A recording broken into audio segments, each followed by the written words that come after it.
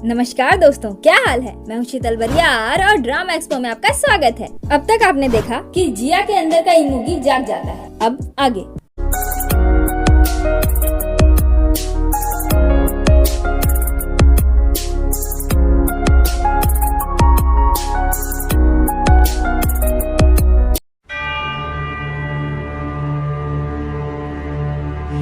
Emoji बाबा बोलता है, अपने दुश्मन से फिर से मिलकर कैसा लग रहा है लियोन, वो भी अपने उसी प्यार के शरीर के अंदर जिसे तुम 600 सालों से ढूंढ रहे थे। लियोन इमोशनल होकर बोलता है, जिया कहाँ है। इमोजी बाबा बोलता है, यहाँ मेरे अंदर। अभी वो बेचारी अपनी बेकार किस्मत को कोस रही है। लियोन बोलता है, जब तुम इमोजी हो तो वो बंदा कौन है, आखिर तुम हो क्या।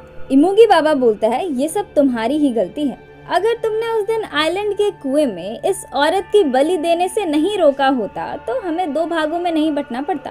लेकिन कोई ना, जब सही समय आएगा तो हम दोनों फिर से एक हो जाएंगे। लियोन बोलता है, और वो सही समय कब है। इमोजी बाबा मुस्कुराते हुए उसके करीब आकर बोलता है, जब मैं तुम्हारा शरीर ले लूंगा। लियोन बोलता है, तुम दोनों मेरे शरीर के पीछे क्यों पड़े हो, तुम दोनों फिर से एक होकर खुशी से क्यों नहीं रहते।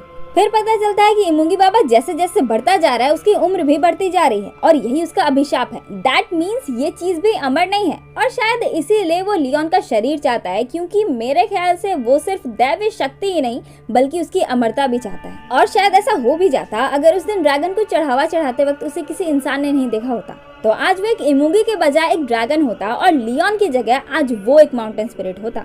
लियोन बोलता है, तो ये तुम्हारा बदला है, इसीलिए इतने सारे अमर जीवों में से तुम सिर्फ मेरे पीछे पड़े हो। मैं तुम्हारी जान ले लूंगा। इमोजी बाबा बोलता है, अगर मैं मर गया तो ये लड़की भी मर जाएगी और अगर ये जिंदा रहेगी तो तुम मर जाओगे। तो अब बताओ कि तुम क्या करोगे बचवा, इसे बचाओगे या खुद जिंदा रहना चाहोगे। लियोन बोलता है, माफ करना बाबा जी, लेकिन मुझे दोनों में से कुछ भी मंजूर नहीं। ये सुनकर इमोजी बाबा लियोन को मारने लगता है और इसी दौरान लियोन को रियलाइज होता है कि ये इमोजी बाबा इमोजी बॉय के मुकाबले कमजोर है। मतलब कि उसकी पूरी शक्तियों का ज्यादा भाग इमोजी बॉय के पास है और वो इमोजी का कोर या हार्ट है। इसीलिए जिया के शरीर के आड़ में वो खुद को बचा रहा है। वो जिया के शरीर को एक सुरक्षा कवच की तरह इस्तेमाल कर रहा है। ये सब सुनकर इमोजी बाबा लियोन के शरीर में एक रड घुसा देता है। लियोन उसके हाथ को कस के पकड़ लेता है ताकि वो भागे ना और जिया को आवाज लगाता है, मुझे सिर्फ तुम्हारी जरूरत है जिया। इमोजी बाबा लगातार अपना हाथ हटाने की कोशिश कर रहा है पर लियोन उसे कसकर पकड़ा हुआ है और जिया को आवाज लगा रहा है, जिया तुम सुन रही हो ना, तुम अंदर हो है ना, वापस आ जाओ, मैंने हमेशा से तुम्हारा इंतजार किया है, वापस आ जाओ जिया, मैं हमेशा तुम्हारा इंतजार करूंगा। जब वो ये बोल रहा था तब जिया को सारे पास्ट मोमेंट्स याद आ रहे थे।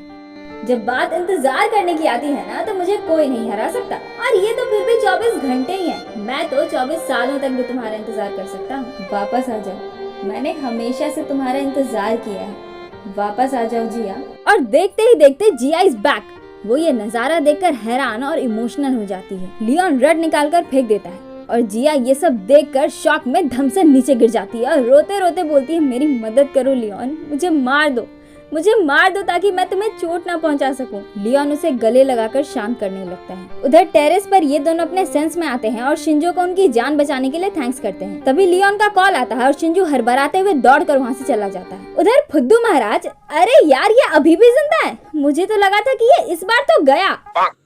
वैसे ये फुद्दू इतना खुश इसलिए है क्योंकि लियोन ने इसे लालटेन फल दे दिया है। क्या? पर रुको जरा, सब्र करो। इसके बाद लियोन मिस्टर यॉन योंग को कॉल करते हुए दिखाया जाता है जो उन लालटेन फल को ले जाने को बोल रहा था। हाँ, तो मिस्टर यॉन योंग ऑलरेडी यहाँ आ चुके हैं। आपको क्या लगा लियोन इतनी आसानी से लालटेन फल दे देगा? हलवा है क्या? मालूम है, तेरे बाप को मत सिखा, चल। वो मिस्टर यॉन योंग को शूट कर देता है पर मिस्टर यॉन योंग को कुछ नहीं होता। अब तेरा क्या होगा कालिया। इधर जिया शिंजू के क्लिनिक में लियोन की ब्लीडिंग रोकने की कोशिश कर रही होती है, तभी शिंजू वहां पहुंचता है। उसके बाद जिया बाहर बैठी अपने खून भरे हाथ देकर उदास हो रही होती है, तभी उसकी नजर उसके हाथ वाले इमोजी स्केल पर पड़ती है जो देखकर वो इमोशनल हो जाती है। अंदर ट्रीटमेंट करवाते हुए लियोन शिंजू को सारी बात बताता है। शिंजू बोलता है, फिर तो पता नहीं कि वो कब इमोजी में बदल जाए और आप पर फिर से हमला कर दे। लियोन बोलता है, मैंने जानबूझकर उसे मुझ पर हमला करने दिया। मैं जानना चाहता था कि 2 भागों में बंटने के बाद इमुगी और भी शक्तिशाली हो गया या कमजोर।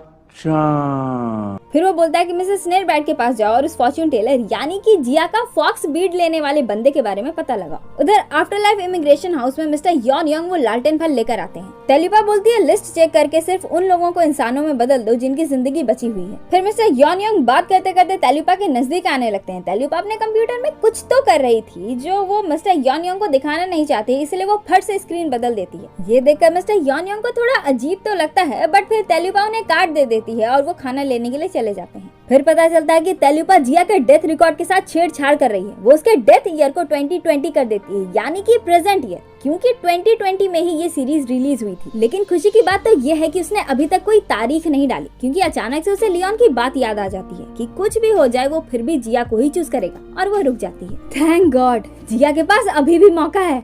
चले एक काम कर, 200 रुपए दे और 50 रुपए काट ओवर एक्टिंग। इधर क्लिनिक के बाहर जिया अभी भी उदास बैठी है। तभी लियोन उसके पास आता है और वो इमोशनल होकर उसे इतना चोट पहुंचाने के लिए माफी मांगने लगती है। लियोन बोलता है माफी मत मांगो, मुझसे बेहतर ये कोई नहीं जानता कि वो तुम नहीं थी। फिर वो जिया को शांत करवाने के लिए पूछता है कि हम कहीं घूम कर आए, तुम कुछ खाना चाहोगी? पर जिया का मन नहीं होता। वो पूछता है तुम अपने घर जाना चाहोगी? इस पर जिया बोलती है मुझे नहीं लगता कि मैं इस हालत में घर जा सकती हूँ। क्या पता अगर मैं फिर से इमुगी में बदल गई और मम्मा पापा पर हमला कर दिया तो? फिर तो मैं पागल ही हो जाऊंगी। लियोन बोलता है ठीक है, फिर चलो कहीं बाहर चलते हैं, कोई ऐसी जगह जहाँ सिर्फ हम दोनों हों। फिर दोनों सियोल से बाहर एक ट्रिप पर जाने लगते हैं। कार में लियोन बोलता है कि मम्मा पापा की चिंता मत करो, मैंने शिंजू को बोल दिया है कि वो उनका ध्यान रखें। जिया उसे थैंक्स करती है, फिर पूछती है कि हम कहाँ जा रहे हैं। लियोन बोलता है ऐसे ही कहीं। फिर दोनों एक बीच पर पहुँचते हैं और इमोशनल डायलॉग चेपना शुरू कर देते हैं। उधर फुद्दू एक बार फिर से लालटेन फल गवा देने की वजह से पगला रहा होता है। इसका चैप्टर कब क्लोज होगा यार? एनीवे, तभी सामने इमुगी बॉय प्रकट हो जाता है। अब तो इसका चैप्टर क्लोज ही समझो। फुद्दू आओ ना ताओ देखता है और सीधे इमुगी बॉय के पैरों पर गिरकर माफी मांगने लगता है। पर आपको क्या लगता है, ये उसे छोड़ देगा? हो नहीं सकता, हो नहीं सकता। एग्जैक्टली। और इस बार अपना इमुगी बॉय बहुत गुस्सा है। आई थिंक अभी तक में ये पहली बार है कि इमुगी बॉय इतने गुस्से में किसी पर चिल्ला रहा है, और इसका इतना गुस्सा होना वाजिब भी है। फुद्दू ने इसके बारे में लियोन को इतनी सारी इन्फॉर्मेशन जो दे रखी है। पर कमाल की बात तो ये है कि इमुगी बॉय फुद्दू को छोड़ देता है।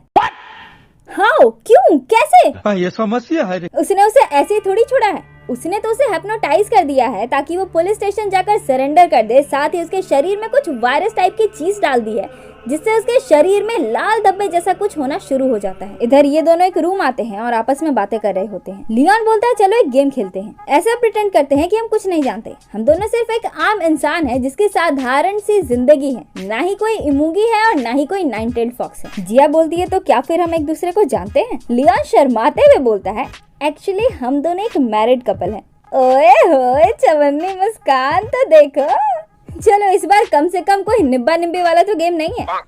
एनीवे, गेम की कंडीशन ये है कि जिया जॉब करती है और लियोन कोई जॉब नहीं करता cause he is already rich. वो बहुत से बिल्डिंग्स ओन करता है जिसके रेंट्स के थ्रू ही इज वेरी अमीर लोमड़ी, आई मीन अमीर आदमी।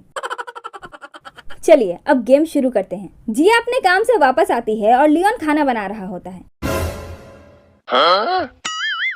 वो जिया से बहुत नाराज है क्योंकि वो बहुत लेट से घर लौटी है। वो बोलता है जरा टाइम देखो तो कितना हो रहा है। तुम हमेशा कहती हो कि काम की वजह से लेट आना नॉर्मल है, पर तुमने मुझसे वादा किया था कि तुम आधी रात तक घर आ जाओगी। क्या तुम्हारे लिए वादे का कोई मतलब नहीं? उसकी बातों से जिया हंसने लगती है, फिर अपने कैरेक्टर में आकर बोलती है प्लीज इस बार मुझे माफ कर दो। लियोन भी मुस्कुराने लगता है, फिर अपने कैरेक्टर में आकर बोलता है ऐसे नहीं चलेगा, हमें बात करनी होगी। फिर अल्कोहल और ग्लास लेकर बोलता है बैठो उधर। जाने मन तुम नहीं पी सकते, तुमने कुछ दिन पहले ही पी थी ना। लियोन भी लाइक क्या? अच्छा तो अब तुम बैकग्राउंड स्टोरीज भी बना रही हो? Okay then let's play along. मेरी जान तुम बहुत बदल गई हो, अब तुम मुझसे प्यार भी नहीं करती हो। बहुत प्यार करती हूँ।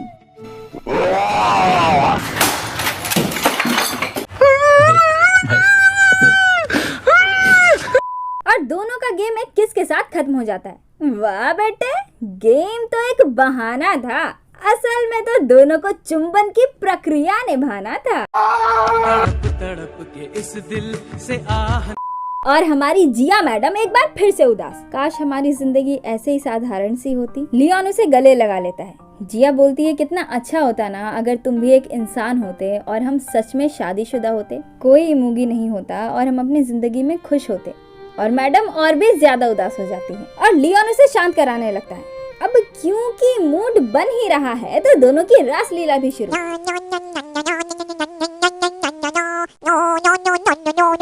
अरे अरे बस बस, अभी आगे की कहानी भी बाकी है। तौबा तौबा तौबा, थारा मूड खराब कर दिया। उसके बाद लियोन जिया को सुलाते हुए दिखाया जाता है, जो सोच रहा होता है कि मैं तुम्हारी रक्षा करूंगा चाहे कुछ भी हो जाए। जब ये लड़ाई खत्म होगी तब भी तुम्हें जीना होगा, मेरे लिए बस इतना ही काफी है। दूसरे दिन जिया बालकनी में कॉफी पी रही होती है, तभी इमूगी बॉय का कॉल आता है। वो बोलता है, अच्छा सिला दिया तूने मेरे प्यार का, जो होता है अच्छे के लिए होता है। अच्छा सिला दिया तूने मेरे प्यार का। मैं तुम्हारे साथ अब और अच्छा बनने की कोशिश नहीं करूंगा, जरा खुद को देखो। जिया के शरीर में फिर से वो स्केल अपीयर हो जाता है। इमूगी बॉय बोलता है, जल्द ही वो तुम्हारे पूरे शरीर पर कब्जा कर लेगा। जब समय आएगा तो तुम खुद अपने हाथों से लियोन को मार दोगी। और फोन कट कर देता है। जिया बहुत परेशान हो जाती है। उधर मिस्टर योनयोंग देख लेते हैं कि तेलुपा ने जिया के रिकॉर्ड के साथ छेड़छाड़ की है और उसे सवाल करने लगते हैं। तब तेलुपा उन्हें बताती है कि जिया के शरीर में ही रियल इमूगी है। इमूगी को खत्म करने के लिए उसका खात्मा करना ही होगा। मिस्टर योनयोंग बोलते हैं, तुम इमूगी को पकड़ने के लिए उस निर्दोष बच्ची की बलि देना चाहती हो, ये जानते हुए कि वो लियोन के लिए क्या है। तेलुपा बोलती है, इसीलिए मैं ये कर रही हूँ। वो जिया को कभी मरने नहीं देगा और ये बात इमूगी बहुत अच्छे से जानता है। फिर क्या होगा, वो लियोन के शरीर में कब्जा कर लेगा। फिर दोनों में बहस होने लगती है और पता चलता है कि तेलुपा ने जिया की ही तरह उनके बेटे बोगिल की पत्नी के डेथ रिकॉर्ड के साथ भी ऐसा ही किया था, जिसकी वजह से उनके बेटे ने आत्महत्या कर ली और ये दोनों उसकी आत्मा को भी नहीं बचा पाए। तेलुपा ने उस वक्त पूरी दुनिया को महामारी का शिकार होने से तो बचा लिया, लेकिन बोगिल की आत्महत्या करने की वजह से उसका पुनर्जन्म नहीं हो पाया। तेलुपा बोलती है, अगर हमने इसे नहीं रोका तो बहुत बड़ी तबाही होगी। मिस्टर योनयोंग बोलते हैं, ठीक है, तुम तबाही रोको और मैं तुम्हें रोकूंगा। जिस वक्त तुम जिया के मौत की तारीख को बदल दोगी उसी वक्त हमारा रिश्ता खत्म। इधर लियोन की नींद खुलती है और वो जिया को बगल में ना देखकर परेशान हो जाता है। अभी उसकी नजर जिया की चिट्ठी पर पड़ती है, जिसमें लिखा होता है कि मैंने सोल वापस जाने का सोच लिया है। मैं कितनी भी भागने की कोशिश करूं पर इससे नहीं भाग सकती, इसीलिए मैं बीच पर तुम्हारा इंतजार कर रही हूँ। हम बीच पर थोड़ा टहलेंगे और फिर वापस सोल चलेंगे। फिर दोनों बीच पर टहलते टहलते मस्ती करने लगते हैं। अब न कोई गम होगा, ना ये प्यार कम होगा, साथी मेरे मुझको तेरे सर की है कसम, एक दूसरे को आजमाना है, हद से गुजर जाना है। उधर टिंगू अलमारी में छिपा हुआ होता है और यूरी इमूगी बॉय को लीरैंग को बचाने के लिए बोल रही होती है। यूरी बोलती है, तुम्हारी ही वजह से मैंने मिस्टर लीरैंग की ये हालत कर दी है, तो अब इनको ठीक करना तुम्हारी जिम्मेदारी है। इमूगी बॉय बोलता है, तुमने मुझे समझ क्या रखा है, लुक्खा, लुच्चा, गंदा। मरना तेरे को डर नहीं लगता? मैं तुमसे नहीं डरती। गजब बेइज्जती है। इमूगी बॉय मुस्कुरा कर बोलता है, ना ही तुम्हारे पास है मुझे कुछ देने के लिए और ना ही ये बंदा मेरे कुछ काम का है, तो मैं इसे क्यों बचाऊं। यूरी बोलती है, तो इनकी जिंदगी के बदले मेरी जिंदगी ले लो। फिर लीरैंग के पास आकर थोड़े इमोशनल डायलॉग्स बोलती है। उसके बाद इमूगी बॉय को अपना वही बालों का नुकीला पिन देकर बोलती है, मार दो मुझे। यूरी बोलती है, जल्दी करो ना, नौटंकी क्या कर रहे हो। इमूगी बॉय मुस्कुरा कर बोलता है, अपनी आंखें खोलो, मैं तुम्हारी इच्छा पूरी कर दूंगा, पर बदले में तुम मेरे साथ चलोगी, मेरी गुलाम बनकर। फिर लीरैंग के शरीर पर लालटेन फल रखकर बोलता है, जब उसके अंदर का इमूगी बुलाएगा तब तुम मेरे सिपाही बनोगे। उसके बाद बाहर से ही अलमीरे में छिपे टिंगू से बोलता है, अगर तुम उस तरह की जगह पर ज्यादा देर तक रहे तो अंधेरा तुम्हें खा जाएगा। फिर चला जाता है। लालटेन फल ने अभी तक अपना काम करना शुरू नहीं किया है और लीरैंग इसी तरह बेहोश पड़ा है। उधर हिप्नोटाइज्ड फुद्दू पुलिस स्टेशन आकर ऑफिसर्स और डिटेक्टिव के सामने कन्फेस करता है कि उस दिन कंस्ट्रक्शन साइट पर जो मम्मी मिली थी वो मेरा ही काम था, मैंने ही उसे मारा था और साथ ही 4 और औरतों के साथ भी मैंने ऐसा ही किया था। फिर इमूगी बॉय का जिक्र किए बिना सारी बातें डिटेल में बताने लगता है। इधर ये दोनों जिया के घर आते हैं। जिया अपने पेरेंट्स से मिलने के लाई है। वो लियोन को बताती है कि इमूगी बाबा तभी बाहर आता है जब वो किसी प्रकार का खतरा महसूस करता है या मेरा खून भांपता है। ये सुनकर लियोन को आइलैंड और पार्क वाला मोमेंट याद आता है। एक में डेंजर तो दूसरे में खून सेंस करने के बाद ही इमूगी बाबा बाहर आया था। जिया बोलती है, स्केल बढ़ता ही जा रहा है, जल्द ही मैं नहीं रहूंगी, और इमोशनल हो जाती है और ये जनाब उसे फिर से गले लगा लेते हैं। वैसे ये एपिसोड में आई थिंक ये तीसरी बार है कि दोनों गले मिल रहे हैं। अरे बस भी करो यार, सारा रोमांस एक ही एपिसोड में करोगे क्या? ओ भाई मारो मुझे मारो। लियोन बोलता है मैं मिसेस स्नेल ब्राइट से मिलने जा रहा हूँ। मम्मा और पापा से मिलने के बाद तुम दोनों जमूरों को लेकर मेरे घर पहुँचना, बाकी की बात हम वहीं करते हैं। उधर ली रैंग अपने होश में आता है और टिंगू रोते रोते सारी बात बताता है। और इधर लियोन मिसेस स्नेल ब्राइट से उस फॉर्च्यून टेलर के बारे में पूछता है। फिर पता चलता है कि वो फॉर्च्यून टेलर आफ्टर लाइफ न्यायाधीशों में से एक है, यानी कि आफ्टर लाइफ जजेस में से एक है, जो कभी कभी अपना पोस्ट छोड़कर इधर उधर घूमता रहता है।